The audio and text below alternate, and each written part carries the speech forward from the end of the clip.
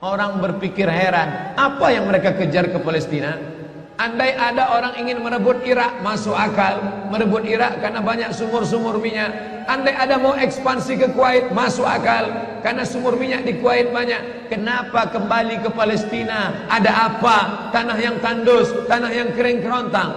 Mereka ingin membuat sebuah negara dengan keyakinan akan turun Mesias, sang juru selamat yang dijanjikan oleh Tuhan, dengan syarat orang-orang Yahudi mesti kembali ke negeri yang dijanjikan Tuhan.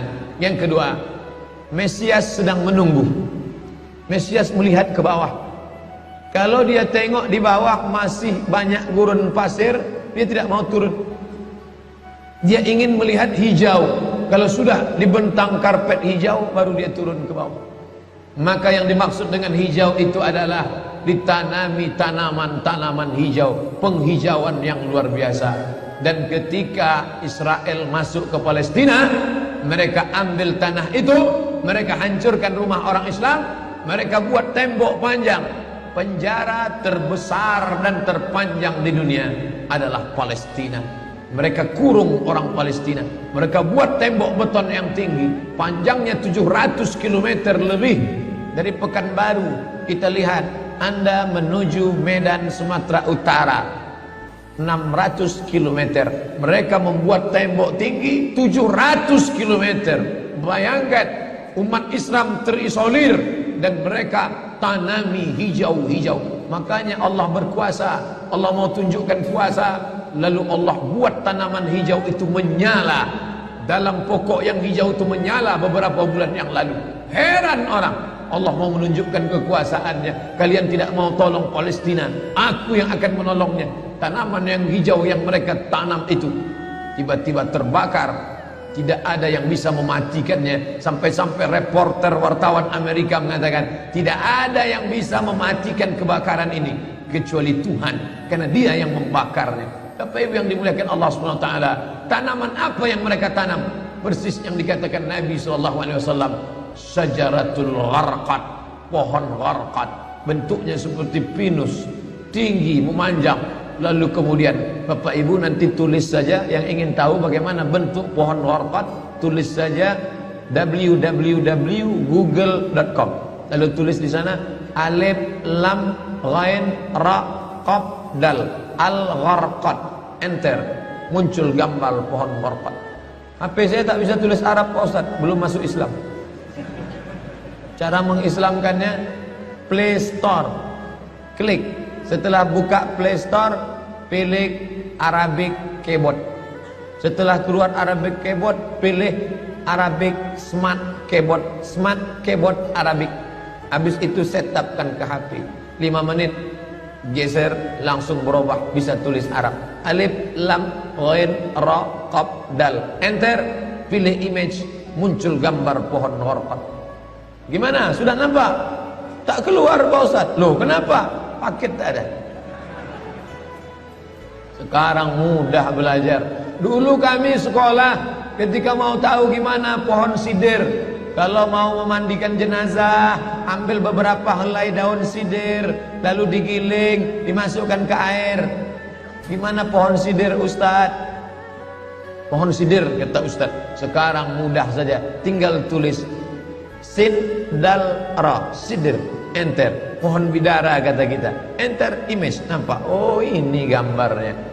Teknologi canggih memudahkan kita. Pohon gharqad kata Nabi, kalau bersembunyi dia di belakang pokok kayu akan berkata, ini Yahudi di belakangku, bunuhlah. Kalau bersembunyi dia di belakang batu akan berkata, ini ada Yahudi, bunuhlah. Tapi kata Nabi, ada satu pohon yang tidak mau menunjukkan dia. Ini pohon mereka, kata Nabi. Apa itu? Syajaratul Gharqad, pohon gharqad. Subhanallah, Masya Allah. Apa yang dikatakan Nabi dulu terwujud sekarang. Mereka tanam pohon gharqad ini sebanyak-banyaknya. Ketika saya sampai ke Rafah, Mesir, Palestina, sampai perbatasan Mesir Palestina, ada satu kota bernama Rafah. Rafah dibagi dua, Rafah Palestina, Rafah Mesir. Di tengah kota Rafah, di batas perbatasan, kawat duri panjang yang dipasang dengan voltase listrik bertegangan tinggi. Siapa saja yang menyentuhnya akan terbakar mati. pesawat duri kita bisa melihat rumah-rumah saudara kita di Palestina dan nampak hijau. Lalu gaib menunjuk bertanya ke kami, coba tengok pohon yang hijau itu. Pohon apa itu? Pohon apa ya? Itulah pohon orkot yang dikatakan Nabi SAW. Mereka tanam sebanyak-banyaknya karena mereka meyakini bahwa Mesias akan mau turun kalau sudah dia tengok hijau. Seperti kita kalau pesawat mau mendarat di airport Sultan Syarif Qasim II Airport, Anda akan, ladies and gentlemen, all our passenger, para penumpang pesawat airlines, kita akan mendarat. Begitu kita melihat riau hijau, tapi hijaunya bukan pohon wortel, pohon gotah sama pohon sawit. Begitu juga kalau kita mau mendarat di Batam, kita lihat hijau ke bawah. Begitu jugalah Mesias akan turun ke bawah kalau dia melihat sudah hijau semua. Karena mereka meyakini, amat sangat meyakini itu. Mereka menanam pohon wortel itu. 3. Kapan Mesias akan turun? Mesias akan turun kalau Babilonia dibantai terus. Makanya mereka punya program bantai Babilonia, hancurkan Babilonia. Kenapa mereka marah dengan Babilonia? Karena Raja Babilonia pernah menghancurkan kekuasaan mereka. Raja Babilonia yang mereka maksud adalah Nebukadnezar. Nebukadnezar Raja Babilonia menghancurkan kerajaan nenek moyang mereka. Mereka punya dendam kesumat yang luar biasa. Salah satu sifat Yahudi, dendam kesumat yang tak pernah mati. Walaupun sudah terjadi ratusan tahun, ribuan tahun lalu, tetap anak cucunya sekarang dendam. Hantam Babilonia, hantam Babilonia. Karena Babilonia negerinya Nebukadnezar, anak cucunya mesti dihancurkan. Mana Babilonia itu? Babilonia adalah Irak. Makanya setiap naik presiden Amerika yang didukung oleh Yahudi, mereka akan membantai Babilonia, Irak. George Bush naik, apa yang dilakukan George Bush? Membantai Irak. George Bush Junior, anak George Bush naik, apa yang dilakukan George Bush Junior? Membantai Irak. Naik Obama, apa yang dilakukan Obama? Membantai Irak. Kenapa yang sekarang ini, siapa namanya? Donald Trump. Payah mengingat nama orang kafir. Kenapa Donald Trump tak membantai Irak? Karena Irak sudah hancur babak belur, tak perlu lagi dibantai. Sumur-sumur minyaknya sudah punya kita. Negeri itu sudah menjadi negeri boneka, hancur lebur. Saddam Hussein barulah orang paham. Dulu kita terikut-ikut dengan kata-kata mereka di Reuter. Saddam Hussein raja yang zalim, Saddam Hussein orang yang jahat, Saddam Hussein.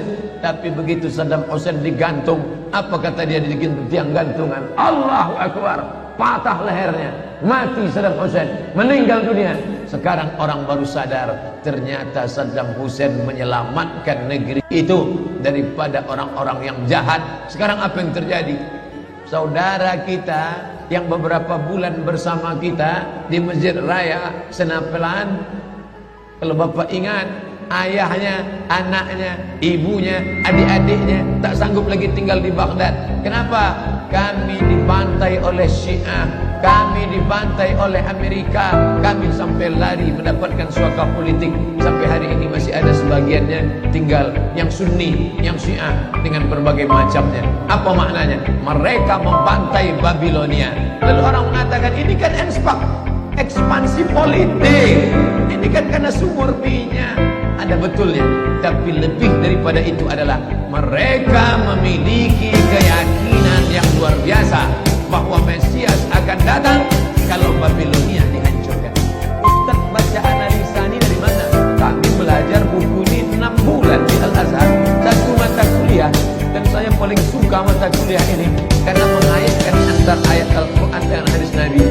Kalau kita suka mata kuliah itu, kita ingat isinya, kita ingat orang yang mengajarnya. Saya masuk Al-Azhar 1958, hari ini 2017, 19 tahun yang lalu. Kalau saya pejamkan mata saya, masih ingat saya Syekh Dr. Fargallah yang mengajarkan mata kuliah ini. Dengan semangat dulu dia di lokal mengatakan, anak-anakku sekalian, beginilah mereka akan menguasai umat Islam, negeri Palestina. semangat Syekh Fargallah. Saya tak tahu apakah dia masih ada atau tidak, tapi pahala akan tetap mengalir baik beliau hidup maupun sudah meninggal dunia.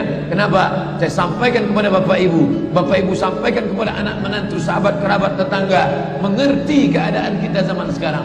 Jangan sampai dikatakan Palestina bukan urusan kita. Ini kan masalah politik. Indonesia ya Indonesia, Palestina ya Palestina. Antum tidak mengerti masalah dunia. Palestina adalah masalah umat Islam. Subhanalladzi asra bi'abdihi. Maha suci Allah yang sudah memperjalankan hambanya minal masjidil haram, dari masjidil haram ilal masjidil aqsa, masjidil aqsa, masjidil aqsa Palestina. Kita yang tertulis dalam kitab suci kita bahwa kita punya ikatan emosional. Kenapa kita tidak yakin itu? Yahudi ajarannya dibuat-buat, ajarannya mitos, tapi mereka punya keyakinan yang luar biasa. Mereka rebut negeri itu, mereka kuasai, mereka hancurkan negeri musuh. Atas dasar apa? Keyakinan bahwa Mesias akan datang. Yang kelima, apa yang mereka lakukan untuk Palestina? Mereka meyakini ada Temple of King Solomon, tempel, kuil King Solomon, Raja Sulaiman. Datang pula orang Indonesia latah, dikatakannya Sulaiman ini kerajaannya bukan di Palestina, di Yogyakarta, Sleman. Kata dia, King Solomon itu punya tempel kuil, dan Temple of King Solomon letaknya pas di bawah Al-Masjidil Aqsa. Apa maknanya? Mereka mengeruk setiap hari bulldozer, traktor, ekskavator, terus mengeruk keliling Masjidil Aqsa. Mereka ingin meruntuhkan Masjidil Aqsa.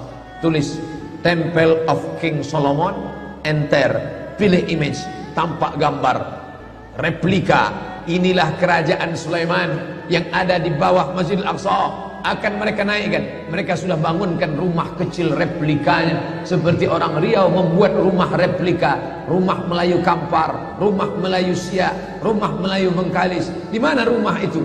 Di Purna MTQ. Anak-anak kita kalau mau tahu bagaimana rumah Melayu Kampar, bagaimana rumah Melayu Siak, bagaimana rumah Melayu Pelalawan, pergi ke sana. Sebagiannya ada, sebagian tak ada, entah kemana perginya. Tapi mereka membuatkan itu. Inilah dia replika kerajaan Temple of King Solomon. Artinya apa? Mereka ingin menghancurkan Al-Masjidil Aqsa berkeping, sampai akhirnya disitulah nanti kemarahan umat Islam. Entah marah entah tidak, melihat gayanya tak marah. Kalian hancur-hancurkanlah. Banyak lagi urusan kami sibuk dengan ini. Tapi akan ada hamba-hamba Allah. La tazulu fi ummati ta'ifatun min ummati. Akan tetap ada sekelompok umatku yang memperjuangkan agamaku, kata Allah Subhanahu wa ta'ala. Yang terakhir, yang kelima, akan turun Mesias. Kapan itu terjadi? Ketika terjadi perang besar. Sebetulnya dalam agama Islam sudah dituliskan yang dimaksud dengan Mesias itu siapa. Kata Imam Jalaluddin, kata Imam Al-Hafiz Ibnu Hajar Al-Asqalani dalam Fathul Bari, yang dimaksud dengan yang dinanti-nanti mereka itu adalah Dajjal. Dajjal itulah sesungguhnya yang sedang mereka nanti. 70,000 Yahudi wara'at Dajjal. Ada 70,000 Yahudi yang akan berada di belakang Dajjal ketika dia turun nanti. Makanya tiap hari dia petang sudah berkata, Allahumma inni a'udzubika min adzabi jahannam wa min adzabil qabri wa min fitnatil mahya wal mamat wa min syarri fitnatil masihid Dajjal. Dajjal itulah yang sedang mereka tunggu. Dajjal itulah yang sedang mereka nanti-nantikan. Kita menantikan kedatangan, dia pun juga menantikan akan kedatangannya. Bedanya apa? Mereka meyakininya dengan semangat. Semangat mereka luar biasa. Mereka bangkit. Umat Islam percaya. Padahal tiap hari dia katakan sebelum salam, Allahumma inni a'udzubika min adzabi jahannam wa min adzabil qabri wa min fitnatil mahya wal mamat wa min syarri fitnatil masihid Dajjal. Tiap hari dikatakan, tiap hari diucapkan. Tapi dalam hati, betul tak Dajjal datang? Tahiyat tidak.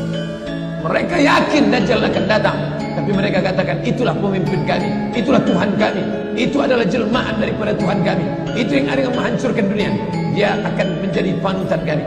Kita berkata itu musuh kami, tapi kita pun ragu, entah musuh entah tidak. Oleh sebab itu kita minta ampun kepada Allah atas kurangnya iman kita. Subuh ini kita bangkitkan semangat kita, tapi yang datang kepada, kenapa Allah tidak menolong? Katanya Allah itu maha kuasa. Cukup dia teriakkan saja, malaikatnya satu berteriak, pecah gendang telinga orang Yahudi, mati. Cukup dia tiupkan angin sejuk, terhirup, mati. Kenapa tidak dia matikan saja Yahudi itu? Datang Syekh Muhammad Jibril, Syekh Dr. Muhammad Jibril, Syekh Profesor Dr. Muhammad Jibril, dosen tafsir Al-Azhar. Kami undang, mahasiswa Indonesia mengundang di waktu di Mesir dulu kuliah. Lalu saya tanya, Assalamualaikum Syekh. Ya, kaum Ad binasa, kaum Samud binasa, kaum Midian binasa, kaum Iram binasa, kaum Fir'aun binasa. Kenapa Allah tidak membinasakan Israel ini? Senyum Syekh Muhammad Jibril. Apa kata dia? Ya beni, anakku, seandainya Allah membinasakan Israel ini, lalu apa yang tersisa untukmu? Ditunjuknya saya. Seandainya Allah membinasakan Israel ini, lalu apa yang tersisa untukmu? Terdiam saya.